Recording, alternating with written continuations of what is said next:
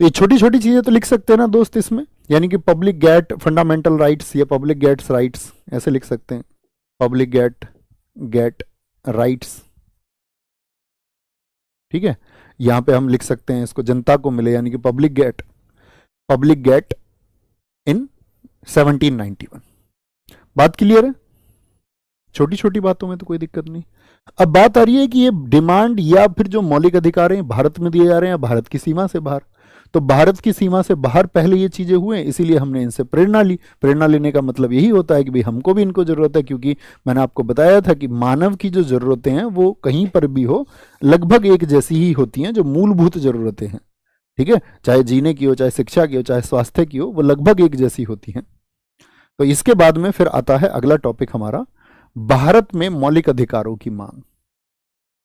तो इन सब से प्रेरित होकर जब भारत में स्वतंत्रता आंदोलन चला, अब अंग्रेज तो हमारा दमन करते थे, भारत में मौलिक अधिकारों की मांग,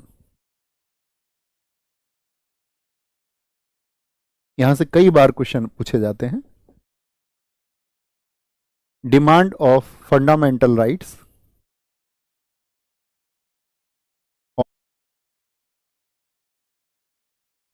क्योंकि भाई अंग्रेजी आप लोग जानते हैं, भारत में अंग्रेजी जो साथी शासन था उसी के नियम होते थे। अब अंग्रेजी शासन के नियमों में अक्सर में तो भारतीय जनता को कुचला ही जाता था। तो भारतीय जनता को जब कुचला जाता था तो हम लोग अब क्या करेंगे, अपनी मांग रखेंगे। जैसे मैं आपसे पूछूं कि अंग्रेजों ने जब फर्स्ट वर्ल्ड वॉर हुआ था 1914 से 18, तो अंग्रेजों ने एक प्रॉमिस हमसे किया था कि भाई अगर हम फर्स्ट वर्ल्ड वॉर में उनका साथ देंगे तो अंग्रेज क्या कर देंगे, फिर हमको स्वराज देंगे। और स्वराज देने की इस बात में गांधी जी ने भी कहा था 1915 में कि भाई ठीक है, हमें ब्रिटिशियर्स का साथ देना चाहिए, जिसके लिए गांधी जी को भर्ती कराने वाला सार्जेंट भी कहा गया। गांधी जी को आपका टाइटल भी दिया उस समय पे, आप लोग जानते होंगे, केसर हिंद, अंग्रेजों के द्वारा।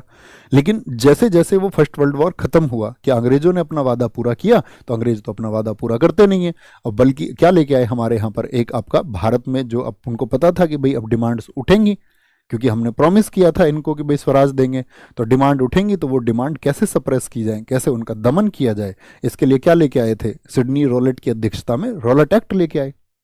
रॉलेट एक्ट को कैसा कानून कहा गया था? काला कानून। तो भारतीयों का तो क्या किया गया, दमन किया गया उस कानून के द्वारा कि भाई कोई भी ऐसी विद्रोह की जो बात है ये ना कर पाए जो ब्रिटिश शासन के खिलाफ हो। इसीलिए उसको कहा गया था काला कानून। ठीक है, वो एक ब्लैक लॉ था, जिसमें क्या कहा गया, बिना अपील, बिना वकील, बिना दलील आपको गिरफ्तार कर लिया जाएगा। ठीक है, शक के आधार पर आपको गिरफ्तार कर लिया जाएगा। अच्छा, जब शक के आधार पर गिरफ्तार कर लेंगे तो हमारे पास तो कोई कानून फिर बचा नहीं इस तरह का। तो इसका मतलब क्या हुआ आपका, कि भाई हमारे भी तो कुछ आपका राइट्स होने चाहिए जिनका आप सप्रेस ना कर सकें, जिनका दमन ना किया जा सके। तो जब हमारा स्वतंत्रता संग्राम चल रहा था उसी समय पर मौलिक अधिकारों की मांग जो है वो समय समय पर उठी। और इन मौलिक अधिकारों की मांग को बिल्कुल एकदम से बैकग्राउंड से समझते हैं कि आपसे पूछे सबसे पहली बार इसको कब उठाया गया था, तो आप लिखना 1895 में बाल गंगाधर तिलक जी का कौन सा बिल था? बाल गंगाधर तिलक, इन्होंने अपने किसमें, स्वराज विधेयक में, जो स्वराज इनका बिल था, स्वराज बिल में सबसे पहले इन्होंने डिमांड रखी थी। इसके बाद में हम दूसरी डिमांड की बात करें, वो एनी बेसेंट जी के द्वारा रखी गई थी आपका 1925 में, 1925 में एनी बेसेंट। आप जानते ना एनी बेसेंट भारत के स्वतंत्रता संग्राम में साथी थी, तो ये आयरलैंड की, लेकिन भारत में आकर के बस गई थी, थियोसोफिकल आंदोलन से जुड़ी रही थी भारत में। तो ये भारत के लिए बहुत मतलब इन्होंने अपना जीवन ही समर्पण भारत के लिए कर दिया था। और इनका एक साथी बिल आया था आपका कॉमनवेल्थ ऑफ इंडिया बिल, लिखना इसको भी जरूर, कॉमनवेल्थ ऑफ इंडिया बिल में इन्होंने डिमांड की कि भाई भारतीयों के जो है अपने मौलिक अधिकार होने चाहिए। तीसरी डिमांड की गई आपका 1928 में नेहरू रिपोर्ट में, नेहरू रिपोर्ट में, नेहरू रिपोर्ट आपको पता होना चाहिए, हम इसको तो बहुत अच्छे से तो आपका हिस्ट्री में ही पढ़ेंगे, हमने इसको पॉलिटी में पीछे भी आपसे डिस्कस किया था। और इसी के बदले में आपका जिन्ना की आपका एक 14 सूत्रीय मांग भी आई थी। तो नेहरू रिपोर्ट में भी, जिसको आपका मोतीलाल नेहरू जी ने तैयार किया, तो वहां पर क्या था आपका कि भाई व्यक्तियों के पास अपने मौलिक अधिकार होने चाहिए, ऐसी डिमांड उठी। कराची अधिवेशन 1931 में, इसके बाद में जो डिमांड उठी 1931 का जो कराची सेशन था, कराची अधिवेशन, अधिवेशन से मैं आपको बता दूं, जो साथी नहीं जानते हो, कांग्रेस आपका लगभग प्रत्येक वर्ष में क्या करता था, अपना एक सेशन आयोजित होता करता था, जो सबसे पहले कहां से 1885 से शुरू हुए थे। तो ऐसे ही कराची अधिवेशन जो 1931 में हुआ था, इसके अध्यक्ष मैं आपसे जानना चाहूंगा, जरा बताएंगे। यहाँ पे एक प्रपोजल इन्होंने बनाया था, प्रस्ताव एक पारित हुआ था यहाँ पे, याद रख लेना, एक प्रपोजल यहाँ पर पास हुआ था जिसको नेहरू जी ने तैयार किया था, प्रपोजल पास्ड।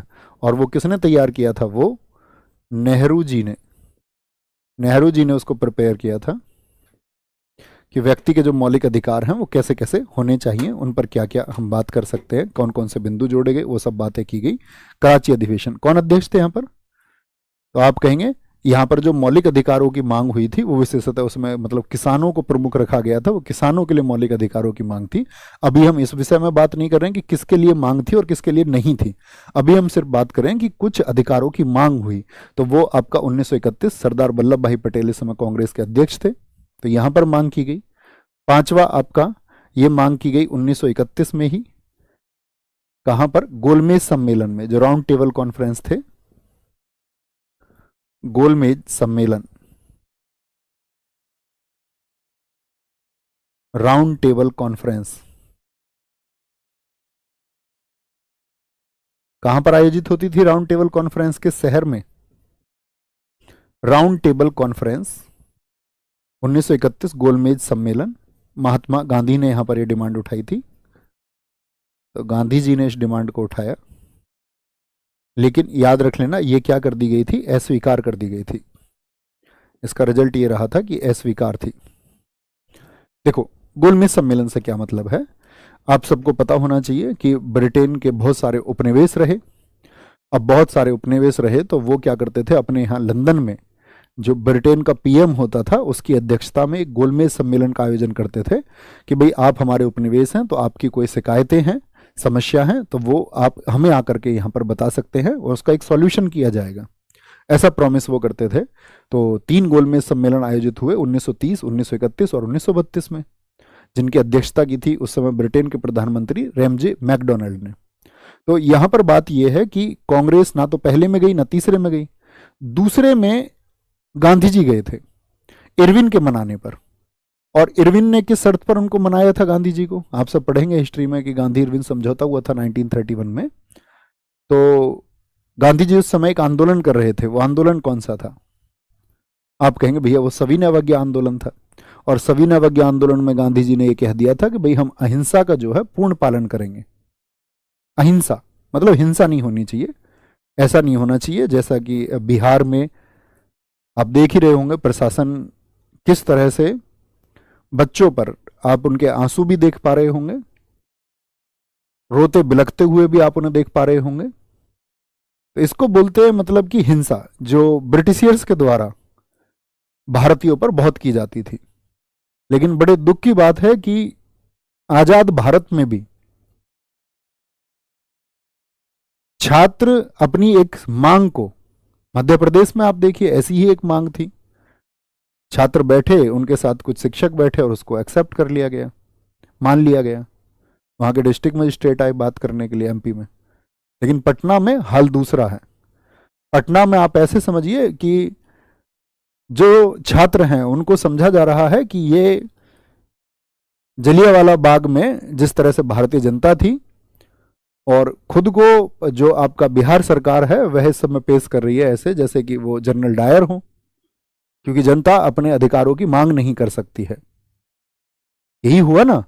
लेकिन गांधी जी का जो सिद्धांत था, गांधी जी का सिद्धांत यह था कि भाई हम हिंसा का मार्ग नहीं अपनाएंगे, चाहे कोई हमें लाठियों से पीट पीट कर मार दे। देखो यहां पर आपको गांधी जी का सिद्धांत भी समझना होगा। गांधी जी का सिद्धांत था जीवन में कि भाई आपको अहिंसा का मार्ग अगर आपने अपनाया है तो सामने वाला व्यक्ति अगर आपकी जान भी ले ले तो भी आपको उससे उम्मीद ये करनी है कि शायद आपकी जान जाने के बाद में उस व्यक्ति के अंदर एक परिवर्तन आएगा और दया उसके अंदर पैदा होगी आपकी मृत्यु के बाद।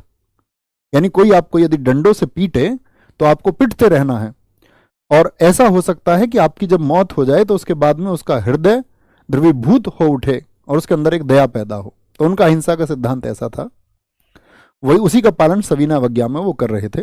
ब्रिटिश सरकार ने बहुत लाठियां हमारे ऊपर बजाई, हमारे जितने भी आंदोलनकारी थे, लेकिन वहां पर जो लोग थे वो घायलों को उठाकर ले जाते थे, किसी ने वापस एक डंडा नहीं मारा। अब इसी को उस समय एक पत्रकार थे, आपको पता होना चाहिए, मिलर, उन्होंने अपनी तस्वीरों में कैद कर लिया कि ये देखो ब्रिटिश सरकार कैसे कहती है कि हम भारत में जो है उपनिवेश या व्यापार के लिए आए हैं। पूरी दुनिया में उन्होंने उस टाइम पे आपका जो न्यूज चैनल्स थे, आपका अखबार थे, उन सभी को प्रसारित कर दिया। बीबीसी पर उसकी खबर गई, ब्रिटिश ब्रॉडकास्टिंग चैनल के थ्रू भी उसको पहुंचाया गया सब जगह। बाकी अखबारों ने भी दिखाया, अमेरिका के कई अखबारों ने, कई मैगजीन्स ने। तो इरविन के ऊपर एक दबाव बना कि भाई यार हमारी तो पूरे दुनिया में थू थू हो गई है, पूरी दुनिया आज हमारे ऊपर क्वेश्चन मार्क लगा रही है कि भाई हम भारत पर जो शासन कर रहे हैं वो सही तरीके से नहीं कर रहे हैं। तो उसके बाद में इरविन ने मनाया गांधी जी को कि भाई तुम गोलमेज सम्मेलन में जाओ। तो इस तरह जो गोलमेज सम्मेलन था, ये दूसरा गोलमेज सम्मेलन था जिसमें कांग्रेस ने भाग लिया। तो कांग्रेस ने भाग लिया तो यहां पर गांधी जी ने जो डिमांड रखी उनको क्या बोले, कोई फायदा नहीं हुआ, उनको एक्सेप्ट नहीं किया। क्या बोलेंगे, उनको कभी भी एक्सेप्ट नहीं किया 1931 में। ठीक है, अच्छा इसके बाद में फिर एक डिमांड उठी आपका, कब, 1945 में। ये सबसे प्रमुख 6 डिमांड्स हैं। 1945 में एक कमेटी थी, सप्रू कमेटी, लिखना इस बात को, सप्रू कमेटी। और 1945 में जो ये सप्रू कमेटी थी, इसने कह दिया कि संविधान में मौलिक अधिकार होने चाहिए, यानी कि fundamental rights should be in constitution.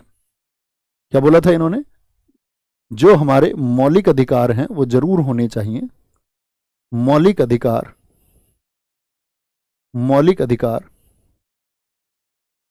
संविधान में होने चाहिए। ये बात किस कमेटी ने कही थी, संविधान में होने चाहिए। अब आप ये बताइए कि फिर इसके लिए तो मौलिक अधिकारों के लिए समिति भी बनी थी। तो मुझे बताइए, मौलिक अधिकारों के लिए जो समिति बनी थी उसके अध्यक्ष कौन थे। मौलिक अधिकारों के लिए, जो फंडामेंटल राइट्स के लिए एक कमेटी गठित हुई थी, जो कमेटी बनी थी आपका, जो समिति बनी थी, उसमें अध्यक्ष कौन थे। तो आप कहेंगे भैया वल्लभ भाई पटेल जी थे, सरदार वल्लभ भाई पटेल जी। एक उप समिति भी बनी थी, ठीक है, एक सब कमेटी भी बनी थी इनकी हेल्प के लिए। तो वो जो सब कमेटी बनी थी उसके अध्यक्ष मुझे बताओ कौन थे, सब कमेटी के कौन थे। ये सब की तरफ से आंसर होने चाहिए क्योंकि हम सारी समितियों को पढ़ चुके थे। तो क्या बोलेंगे भैया, यहां पर जेबी कृपलानी थे। जेबी कृपलानी थे या नहीं थे। यानी कि जब हमारी संविधान सभा बैठी थी तो हमारे मौलिक अधिकारों के बारे में विचार कर रही थी। तो और वो विचार करने का कारण क्या था, तो जो आपका हमारा क्या बोलेंगे सप्रू कमेटी की सिफारिश थी कि उसने कहा कि, क्या बोला उसने, fundamental rights FR should be in constitution.